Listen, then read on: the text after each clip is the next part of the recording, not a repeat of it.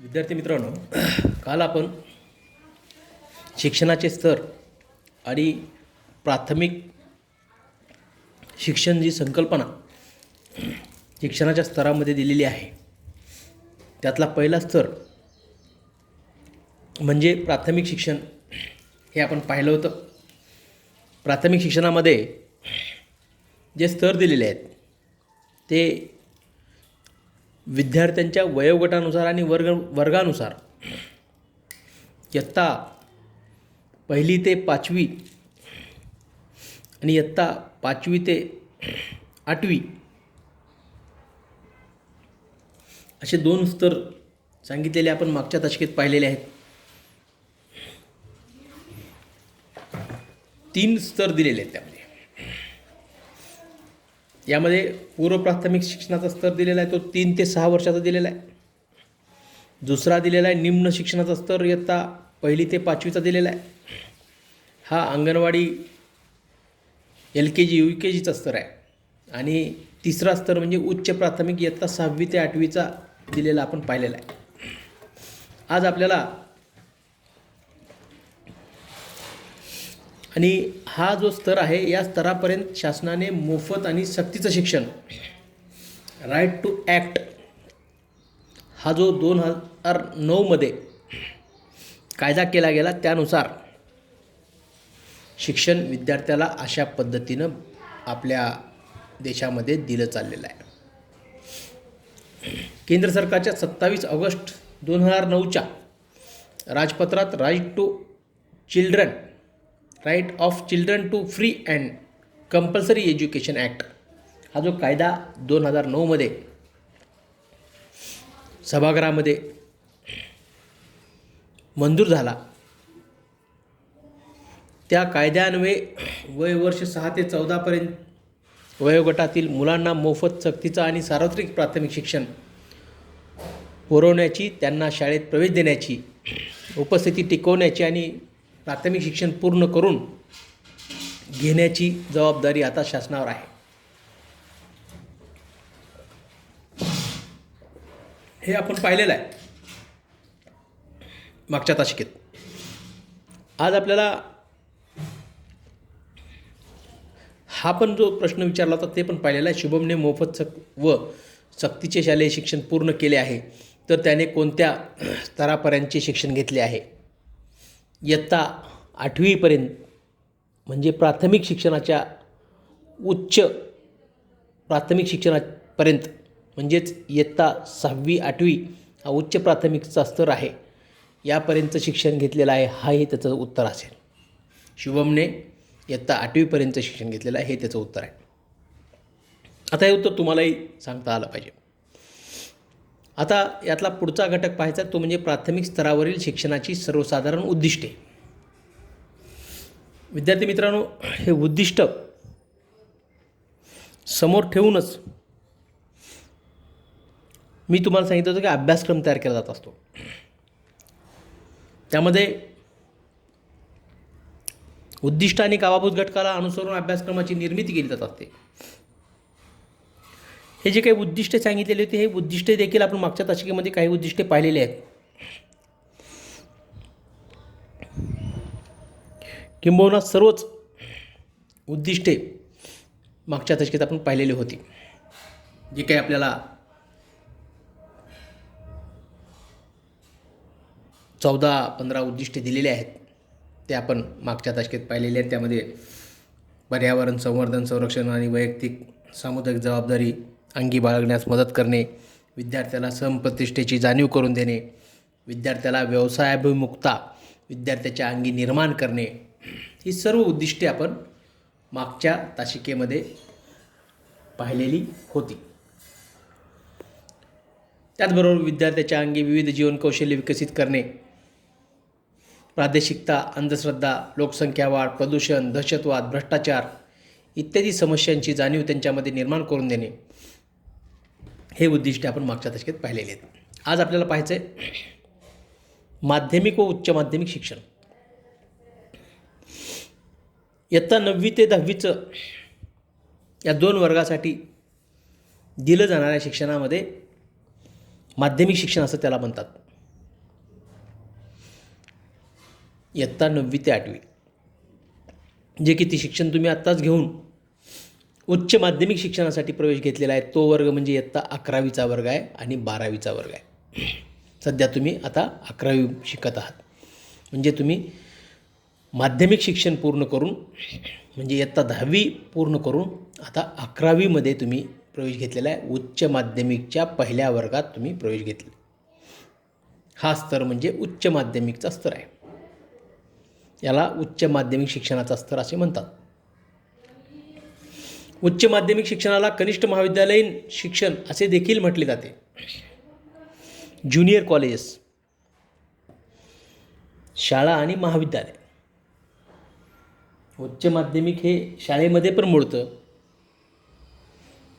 शाळेमध्ये मोडत असताना त्याला उच्च माध्यमिक ह्या नावानं संबोधलं जातं, उल्लेखलं जातं. आणि महाविद्यालयीन हे नाव घेत असताना त्याला कनिष्ठ महाविद्यालय या नावानं ओळखलं जातं. कनिष्ठ महाविद्यालय म्हणजे इंग्रजीमध्ये त्याला ज्युनियर कॉलेज असं म्हणतात. भारतीय राज्यघटनेनुसार शिक्षण हा विषय भारताने केंद्र शासन व राज्य शासन यांच्या सामायिक यादीतून, या दोन्ही केंद्र आणि राज्याच्या सामायिक यादीत असल्यामुळे शालेय शिक्षणाचा राष्ट्रीय स्तरावरील अभ्यासक्रम आराखडा NCERT म्हणजेच राष्ट्रीय शैक्षणिक संशोधन व प्रशिक्षण परिषद नवी दिल्ली येथे ठरवला जातो. कोण अभ्यासक्रम ठरवतो तुमचा? NCERT ही संस्था केंद्र शासनाच्या वतीनं एक स्वायत्त संस्था निर्माण केलेली आहे. त्या संस्थेलाच मराठीमध्ये राष्ट्रीय शैक्षणिक संशोधन व प्रशिक्षण परिषद नवी दिल्ली या ठिकाणी संस्था आहे आणि ती ठरवते. त्यावर आधारलेला पण महाराष्ट्रास अनुकूल असा पाठ्यक्रम MSCERT म्हणजेच महाराष्ट्र राज्य शैक्षणिक संशोधन प्रशिक्षण परिषद पुणे ही संस्था ठरवते. ही संस्था काय काम करते? ही संस्था NCERTने दिलेल्या ज्या सूचना असतील त्या सूचनाचं पालन करून राज्यामध्ये ही संस्था या संस्थेच्या निकषाची पूर्तता करून काम करते. म्हणजे या संस्थेवर केंद्र सरकारच्या या संस्थेचं लक्ष असतं आणि या संस्थेच्या मार्गदर्शनाखाली राज्यस्तरावर MSCERT म्हणजे महाराष्ट्र राज्य शैक्षणिक संशोधन व प्रशिक्षण परिषद ही काम करते. हे कुठं आहे? पुणे येथे आहे. ही संस्था कुठं आहे? आपल्या महाराष्ट्रात पुणे या ठिकाणी आहे. आणि हे दोन्ही संस्था अभ्यासक्रम ठरवण्याचं काम करतात. महाराष्ट्र राज्यामध्ये महाराष्ट्र राज्य पाठ्यपुस्तक निर्मिती अभ्यासक्रम संशोधन मंडळ बालभारती, त्याला आपण म्हणतो, आपण मागच्या प्रकरणात शिकलेलं आहे. 12वीला आपण हे पाहिलेलं आहे. सॉरी, तुम्ही आता 11वीच्या बॅचला म्हणजे या वर्षीच्या 12वीच्या बॅचला हा दिलेला आहे. याच्यावर स्वतंत्र प्रकरण तुम्हाला पण आता पुढच्या वर्षी अभ्यासायचं आहे. ही पुणे येथे संस्था आहे. आणि बालभारती ही एक राज्यस्तरीय संस्था इयत्ता 1ली ते 12वी या वर्गापर्यंतच्या पाठ्यपुस्तकाचे लेखन, संपादन, त्याची छपाई, त्याचं वितरण याची जबाबदारी सांभाळते. तर इयत्ता 10वी आणि 12वीच्या परीक्षेची जबाबदारी महाराष्ट्र राज्य माध्यमिक व उच्च माध्यमिक शिक्षण मंडळ, ज्याला आपण बोर्ड म्हणतो, 10वी SSC बोर्ड म्हणतो, 12वीला HSC बोर्ड म्हणतो. आणि ह्या दोन्ही बोर्डाचं राज्याचं ऑफिस पुणे येथे आहे. आणि मग या पुणे येथील असलेल्या ऑफिसच्या अंडर काम करणाऱ्या 9 बोर्ड महाराष्ट्रात कार्यरत आहेत. या बोर्डाच्या अंतर्गत ते कुठं कुठं आहेत? उदाहरणामध्ये औरंगाबादला आहे, लातूरमध्ये आहे, आपल्या नाशिकला आहे, कोल्हापूरला आहे, मुंबईला आहे, कोकण अभ्यास मंडळ एक आहे बोर्ड, नागपूरला आहे, अमरावतीला आहे. असे 8-9 बोर्ड या पुणे बोर्डाच्या अंतर्गत काम करतात. आणि हे बोर्ड इयत्ता 10वी आणि 12वीच्या परीक्षा घेऊन विद्यार्थ्याला निकाल देण्याचं काम करतात. या मंडळाची एकूण 9 विभागीय मंडळे राज्यभर कार्यरत आहेत, हे आपण मी सांगितलं तुम्हाला. हे अशा पद्धतीनं ही माध्यमिक शिक्षण व उच्च माध्यमिक शिक्षण चालतं. त्याची पार्श्वभूमी आपण पाहिली. आता विचारलेला आहे इंटरनेट माझा मित्र, इंटरनेटवरून महाराष्ट्र राज्य माध्यमिक व उच्च माध्यमिक शिक्षण मंडळ पुणे यांच्या विभागीय मंडळाची यादी शोधा म्हटली आहे. आता हे तुम्हाला करायचं आहे कशाच्या आधारे? इंटरनेटच्या आधारे. जेव्हा तुम्ही या बोर्डाची लिंक पाहचाल आणि ह्या लिंकवर जाऊन या बोर्डाचे विभागीय कार्यालय कुठे आहेत हे तुम्हाला इथे गेल्यानंतर कळेल. मी तुम्हाला सांगितलेले तेच कार्यालय आहे. मुंबई,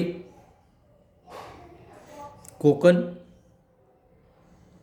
पुणे, नाशिक, औरंगाबाद, लातूर, नागपूर, अमरावती आणि कोल्हापूर हेच 9 मंडळ या मंडळाच्या माध्यमातून काम करतात. हे तुम्हाला शोधायचं, मी तुम्हाला हे सांगितलं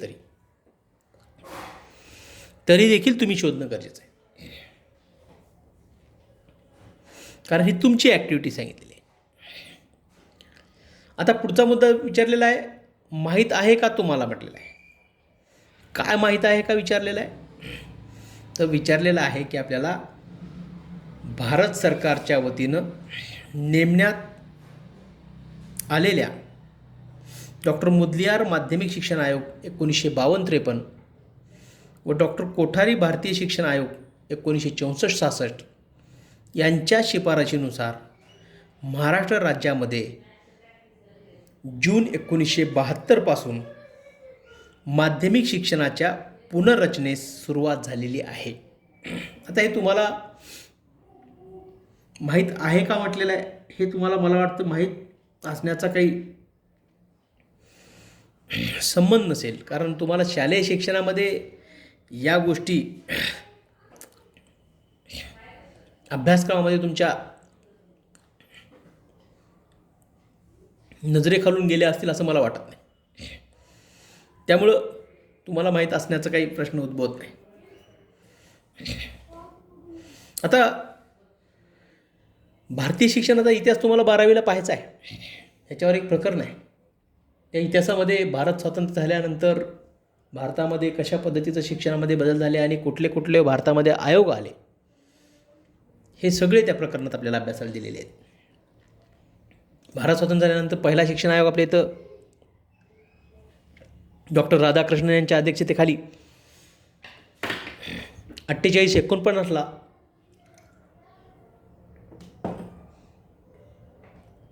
अंमलात आला. त्या आयोगाने शिफारशी केल्या. त्यानंतर 52-53 माध्यमिक शिक्षणासंदर्भात डॉक्टर मुदलियार आयोग याच्या शिफारशी अंमलात आल्या. आणि त्यानंतर कालांतरानं कोठारी शिक्षण आयोग, डॉक्टर दौलतसिंग कोठारी या आयोगाचे अध्यक्ष होते म्हणून त्याला कोठारी शिक्षण आयोग या नावाने ओळखलं जातं. हा आयोग 64-66च्या काळात नेमण्यात आला आणि त्याच्या शिफारशी नेमण्यात आल्या. त्यानंतर राजीव गांधी शिक्षण आयोग असेल, 1986चं शैक्षणिक धोरण त्याला म्हणतात. असे आयोग नेमण्यात आलेले आहेत. आणि हे तुम्हाला माहीत आहे का म्हणून विचारलेलं आहे. त्यामध्ये माध्यमिक शिक्षणाच्या पुनर्रचनेस सुरुवात झाली आणि त्यामध्ये 1975 पासून 10+2+3 या नवीन आकृतिबंधाचा स्वीकार संपूर्ण राज्यात करण्यात आला. 10 वर्षाचे माध्यमिक शिक्षण, 2 वर्षाचे उच्च माध्यमिक शिक्षण आणि 3 वर्षाचे पदवीचं शिक्षण असा हा आकृतिबंध आहे. 10+2+3 तुम्हाला सांगता आलं पाहिजे. 10वी पर्यंत म्हणजे 10 मॅट्रिकपर्यंत शिक्षण, +2 म्हणजे 11वी-12वीचं शिक्षण, याला आपण उच्च माध्यमिक शिक्षण म्हणतो.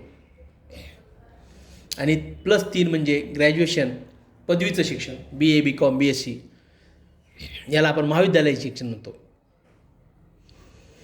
हा आकृतिबंध त्या काळामध्ये अंमलात आला, तो म्हणजे 1975 पासून अंमलात आला. माध्यमिक शिक्षण व उच्च माध्यमिक शिक्षण स्तरावरील शिक्षणाचे सर्वसाधारण उद्दिष्ट सांगितलेले. ते कोणती आहेत ते आपल्याला पाहायचं आहे.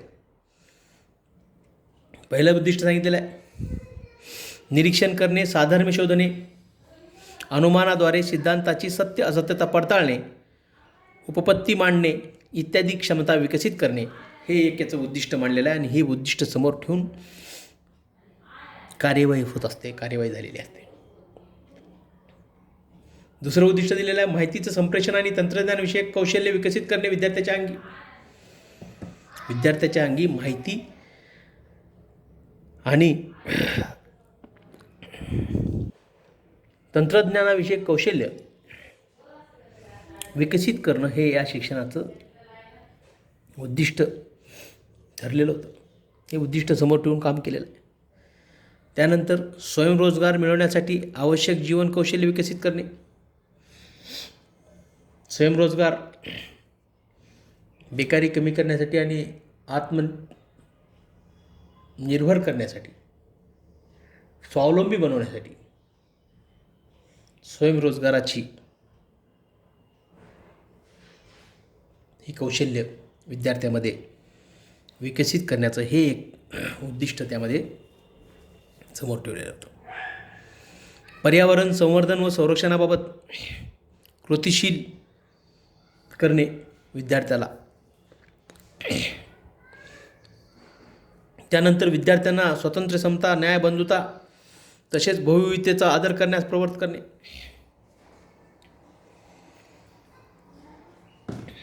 त्याबरोबर विद्यार्थ्यामध्ये नैतिक, मानसिक ऊर्जेचे संवर्धन होऊन स्वतंत्र विचार करण्याची, सामाजिक मूल्यांना धोका पोहोचवणाऱ्या शक्तींना सामोरे जाण्याची क्षमता विकसित करणे. आणि ही कशातून विकसित होते, तर ही शिक्षणातून विकसित होते. नैतिकता, मानसिक ऊर्जा, सामाजिक मूल्य,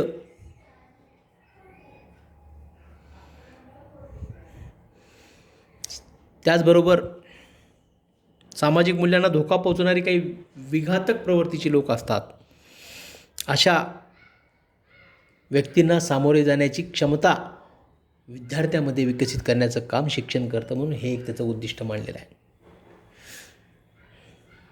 पुढचं उद्दिष्ट दिलेलं आहे, भूतकाळाच्या जाणीवेतून वर्तमान काळाचे भान निर्माण करणे, त्याद्वारे भविष्याचा वेध घेण्याची क्षमता निर्माण करणे.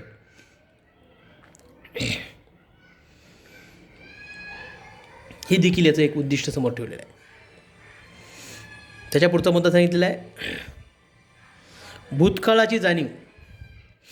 आपल्या पूर्वीचा इतिहास आपल्याला माहीत असणं गरजेचं आहे. आपल्या पूर्वजांनी, आपल्या देशातील थोर पुरुषांनी जे काही काम केलेलं आहे त्या कामाचा आदर्श ठेवून भविष्याचा वेध घेत पुढे जाण्याची क्षमता निर्माण करण्याचं काम शिक्षण करतं. म्हणून हे एक शिक्षणाचं उद्दिष्ट समोर ठेवून शिक्षणामध्ये अभ्यासक्रम तयार केलेला असतो. पुढचा मुद्दा दिलेला, राष्ट्रासमोरील सामाजिक व आर्थिक आव्हानांची ओळख करून देणे. राष्ट्रासमोर अनेक आव्हानं उभी राहतात.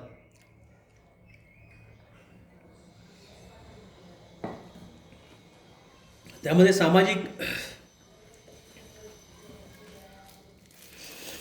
आणि आर्थिक आव्हान जेव्हा राष्ट्रापुढे येतं तेव्हा या सामाजिक व आर्थिक आव्हानांची ओळख जर विद्यार्थ्यांना असेल तर विद्यार्थी त्या परिस्थितीला निर्भीडपणे सामोरे जाऊ शकतो. आणि असे विद्यार्थी निर्माण करण्याच्या दृष्टिकोनातून त्यांना आर्थिक आणि सामाजिक या गोष्टींची जाणीव करून देणं हे काम त्याचं मानलं. आणि हे काम शिक्षणातून होतं. आणि म्हणूनच त्याचं हे एक उद्दिष्ट मांडलेलं आहे. पुढचा मुद्दा दिलेला भारतीय संस्कृतीच्या बलस्थानाची ओळख करून देणे विद्यार्थ्यांना. भारताची जी संस्कृती आहे या संस्कृतीचे भारतीय बलस्थान काय आहे. आपला देश सर्व धर्म समभाव मानणारा देश आहे. विविधतेने नटलेल्या वेगवेगळ्या जाती धर्माचे लोक या देशामध्ये एकत्र राहतात. हे भारताचं बलस्थान आहे. याची ओळख करून देणे. हिंदू मुस्लिम शीख ईसाई मिल रहे थे जो भाई भाई ही भावना इथं शालेय जीवनामधून विद्यार्थ्याच्या मनावर बिंबवली जाते. अनेक संस्कृतीची विविधता आपल्याला पाहायला मिळते. ही एक शक्तिस्थान आहे. या गोष्टीची ओळख करून देणे हे एक याचं उद्दिष्ट मांडलेलं आहे. त्याचबरोबर जागतिकीकरण स्थानिकीकरण खाजगीकरण आणि आधुनिकीकरण यांचा मेळ घालून परस्परावलंबनाची जाणीव निर्माण करणे. आता स्थानिकीकरण असेल, खाजगीकरण असेल, जागतिकीकरण असेल आणि आधुनिकीकरण असेल, या सर्वांचा एकमेकाशी संबंध असतो. एकमेकावर डिपेंड असतात. याचा संबंध याच्याशी असतो, याचा संबंध याच्याशी असतो, याचा संबंध याच्याशी असतो, याचा संबंध याच्याशी असतो. सर्वांचा एकमेकाशी परस्पर संबंध असतो. या गोष्टीची जाणीव निर्माण करून देणं हे एक शिक्षणाचं उद्दिष्ट मानलेलं आहे. पुढचं आहे सार्वजनिक मालमत्ता व सांस्कृतिक वारसा संरक्षणाची जाणीव निर्माण करणे. जे सार्वजनिक मालमत्ता असेल ती आपलीच आहे ही भावना आपल्यामध्ये निर्माण झाली पाहिजे. कारण माझं राष्ट्र, माझ्या राष्ट्राची मालमत्ता ही माझी आहे हे आपल्याला जर कळत असेल तेव्हा आपण खऱ्या अर्थाने जबाबदारीने आणि आपल्या राष्ट्राविषयीची प्रेमाची भावना आपल्यामध्ये दिसून येते. आणि ही निर्माण कोण करतं? शिक्षण करतं आपल्यामध्ये. म्हणून हे शिक्षणाचं उद्दिष्ट समोर ठेवून शिक्षण तयार होतं. समाजातील दुर्बल घटकांच्या आणि महिलांच्या सबलीकरणाच्या आवश्यकतेची जाणीव निर्माण करणे. महिलांचं सबलीकरण. महिला ह्या अबला कधी असतात? ज्या महिला शिक्षण घेत नाहीत त्या महिला अबला म्हणून पाहायला मिळतात. पण आज भारतातील महिला ह्या सबला होत आहेत. त्या स्वतःच्या पायावर उभं राहत आहेत. त्या शिक्षण घेत आहेत. शिक्षण घेऊन त्यांनी आपलं कर्तृत्व सिद्ध केलेलं आहे. आणि हे शिक्षण घेतलेल्या महिला ह्या स्वतःच्या पायावर आणि ह्या महिला सबला होतात. म्हणून या महिलांचं सबलीकरण आणि समाजातील दुर्बल घटकाचं सबलीकरण हे फक्त शिक्षणातून होतं. म्हणून शिक्षणाचं हे एक उद्दिष्ट समोर ठेवून शिक्षण तयार केलं. विविधतेतून एकता, सर्व धर्म समभाव, सामाजिक सुसंवाद आणि समता इत्यादी मूल्य अंगी बाळगण्यास मदत करणे.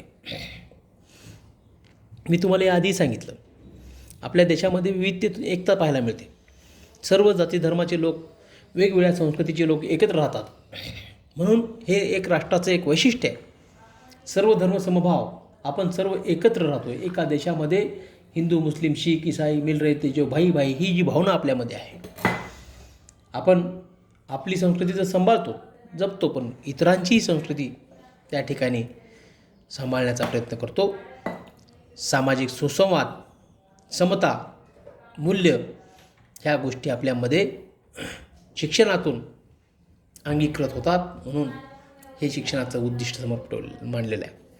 आणि शेवटचा मुद्दा दिलेला आहे नैसर्गिक साधनसंपत्तीचा विकास करून ती सामंजस्याने सामायिकरित्या वापरण्याबाबत जागृती निर्माण करणे. नैसर्गिक साधनसंपत्तीचा विकास ती सामंजस्याने सामायिकरित्या वापरण्याबाबत आपल्यामध्ये जागृती निर्माण करणं हे देखील शिक्षणाचं उद्दिष्ट मानलेलं आहे. अशा पद्धतीनं आज आपण माध्यमिक व उच्च माध्यमिक शिक्षणाची उद्दिष्टे काय आहेत हे पाहिलेलं आहे. उद्याच्या तासिकेत शिक्षणाचे प्रकार हे आपण पाहणार आहोत. ते आपण उद्याच्या तासिकेत पाहू.